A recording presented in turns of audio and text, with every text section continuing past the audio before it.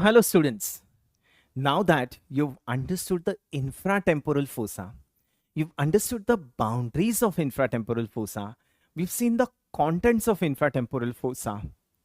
To begin with, the pterygoid venous plexus, the pterygoids, the mandibular nerve, and the maxillary artery. Right? These are the contents. So we've seen the mandibular nerve in detail, students. Let us understand the maxillary artery. Maxillary artery, another very important topic, very important MCQ for you, the maxillary artery. Have a look at this. Okay, we begin with this maxillary artery. Now, once again, coming to this, that's the ramus. I mean, that's the body of the mandible. And what is this going to be? One moment. What is this going to be? The ramus. I mean, this is going to be the ramus of the mandible. Ramus. We remove the ramus. These are the two muscles of mastication. What is this muscle? That's a lateral pterygoid and that's a medial pterygoid. Lateral pterygoid and medial pterygoid. Fine. Now, what is this artery? Students, what is this artery? That's the external carotid artery. Perfect. External carotid artery enters a gland here. There's a gland which lies here. There's a gland which lies exactly like this here. What's that gland? The parotid gland. Okay. That's a parotid gland. Okay. And in this parotid gland, the external carotid artery divides into two terminal branches. Number one, the artery which goes up, in the temporal region, we have a headache and this artery starts to pulsate. We have a severe headache. If you feel, you can feel this artery here. What's this artery in the temporal region? The superficial temporal artery. That's the superficial temporal artery, a terminal branch of external carotid. The second artery is going to be the maxillary artery. Maxillary artery, a terminal branch given in the parotid gland. Now, this maxillary artery would pass deep to, yes, students, it would pass to deep to the ramus of the mandible, right? That's the ramus of the mandible here. This artery would go deep to the ramus of the mandible. It would enter the infratemporal fossa. Right. In this infratemporal fossa, this maxillary artery lies on which muscle? Look at this. What is this muscle? That's a medial pterygoid. And what is this muscle? That's the lateral pterygoid. Lateral pterygoid. So the maxillary artery is lying on which muscle? The lateral pterygoid. Lateral pterygoid. And this lateral pterygoid is going to divide the maxillary artery into three parts. Number one, from its beginning to the lateral pterygoid. That's the first part. From its beginning means from the external carotid to the lateral pterygoid. That's the first part. The second part lies on the lateral pterygoid. It is lying on the lateral pterygoid. And the third part goes between the two heads of the lateral pterygoid. What is this head? Upper head. What is this head? Lower head. So between these two heads of lateral pterygoid, the third part goes deep to it, inside it, and enters the pterygopalatine fossa. It goes in the pterygopalatine fossa. Clear? So maxillary artery is divided into three parts by whom? Lateral pterygoid. Lateral pterygoid. Anything else? Any other artery divided into three parts? Any guesses? The subclavian artery. Students, the subclavian artery is also divided into three parts by a muscle. Which muscle is that? Scalenus anterior. Scalenus anterior. So subclavian artery divided into three parts by the scalenus anterior. Maxillary artery divided into three parts by the lateral pterygoid. First part is from its beginning to the muscle. Second part is on the muscle. And the third part goes between the two heads, the upper head and the lower head of lateral pterygoid. It goes in the infratemporal fossa, which lies on the medial aspect of the pterygopalatine fossa. We'll see this later. The lateral pterygoid we'll see later. Clear, students? What is this nerve? Come on, I can see here a nerve. So what is this nerve? That's the inferior alveolar nerve. And what is this nerve, students? This was the thing which I was asking you in the last lecture. The nerve related to the last molar tooth. Is this clear? The nerve related to the last molar tooth. That's a lingual nerve. Lingual. Perfect. The nerve related to the last molar tooth is the lingual, not the inferior alveolar. Okay, fine. So now let us understand the branches of maxillary artery. First part, second part, third part. Okay, let us understand the branches of maxillary artery, students. So maxillary artery is a terminal branch of external carotid given in the parotid gland, goes deep to the ramus of the mandible, lies on the lateral pterygoid, divided into three parts by the lateral pterygoid. Okay, coming to the first part of the maxillary artery. First part is from its beginning to the muscle. Now, the first part gives, number one, deep auricular artery. Deep auricular, anterior tympanic, deep auricular, anterior tympanic. So these are two new branches for us, enters the ear. Now the rest are known to us. Middle meningeal, middle meningeal artery. You know this, it enters the skull through foramen spinosum. We'll see this in the interior of skull. So middle meningeal artery enters the skull through the foramen spinosum. Fourth, accessory meningeal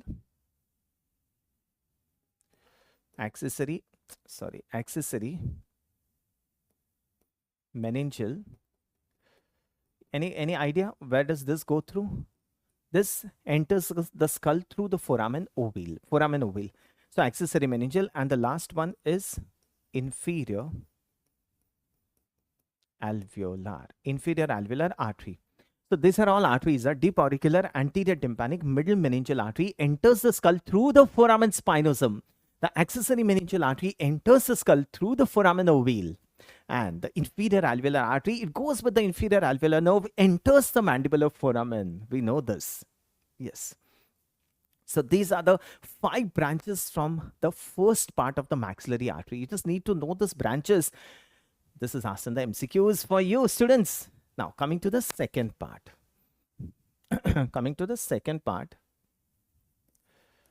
Second part of maxillary artery.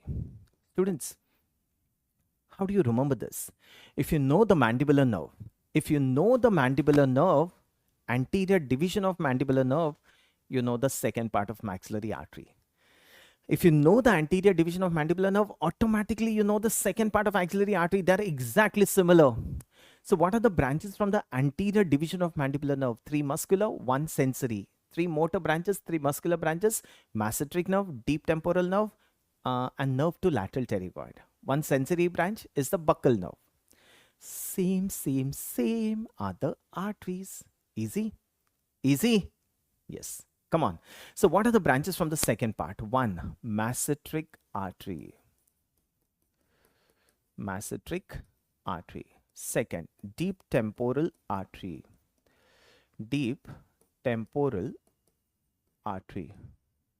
Third, artery to the pterygoids. And fourth, buccal artery. So masseteric artery, deep temporal artery, artery to the pterygoids, and the buccal artery. So these are the branches from the second part of the maxillary artery. Perfect. Now coming to the third part. So second part of maxillary artery corresponds to the anterior division of mandibular nerve. Just remember it like that. Now coming to the third part of the maxillary artery. The third part is slightly difficult. Just make a mnemonic and remember this third part. Third part gives, number 1, posterior superior alveolar.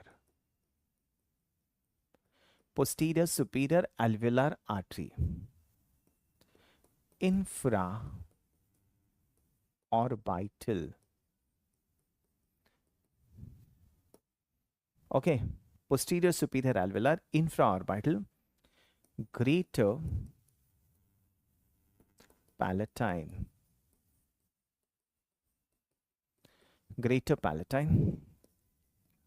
pharyngeal artery. Just remember, make one first letter of each and make a mnemonic out of it, so you'll remember it.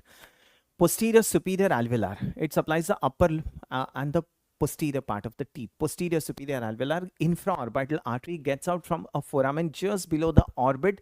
That's the infraorbital foramen. The artery comes out from here. The artery is the infraorbital artery. It comes with a nerve. The nerve is infraorbital nerve.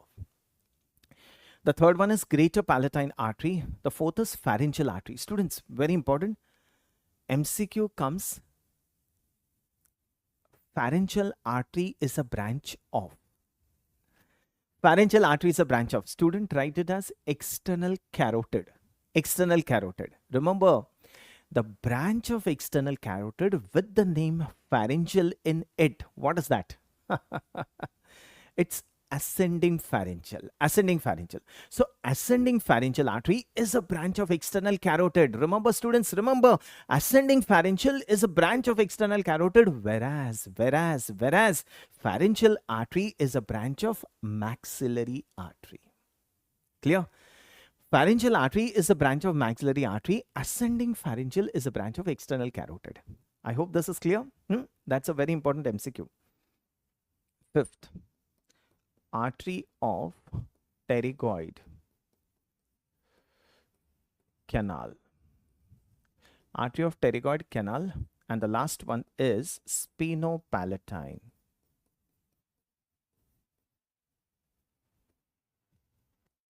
Spinopalatine artery.